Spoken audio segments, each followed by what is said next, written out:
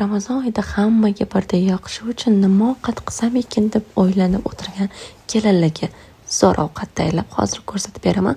Aytgancha sizlar ham aksiyalardan foydalanib Korzinka Go ilovasi orqali bitta mahsulot sotib olib, ikkinchisini tekinga olishingiz mumkin. Bu skidkalardan xabardor bo'lib turish uchun Korzinka Go ilovasini skachat qilib oling. Hattoki hammaga birdek yoqadigan Pepsining ham narxi atigi 9900 so'mga tushibdi. Yana yoniga bonusi 0,5 litrli Pepsisi ham bor. Tovuqlarimni bir sidra yuvib qozonga soldim, ustidan pripravali solib jonini oldim. Birin-ketin rang-barang bolgarskilarimni to'rab, chesnok qirg'ichdan chiqazib soya bilan qovurib oldim. Tovuqning shirali mazasi ich-ichigacha o'tib ketish uchun soyadan foydalanib pishirib olish kerak. Qancha piyoz solsangiz shuncha shirin chiqadi. Men bitta piyoz soldim. Orqasidan kartoshkani xuddi shu ko'rinishda to'g'rab, ustidan to'g'rab qo'ygan bolgarskiyimizni, ko'k piyozimizni, kashnich ukropidan to'g'rab, ozgincha aralashtirib qo'yamiz. Bu ovqat asl shilbildoqqa o'xshagan bo'lib, achchiqqina mazaga ega bo'ladi. Tagidagi xamiri ustidagi soyasi bilan birga qo'shib yesanglar bormi?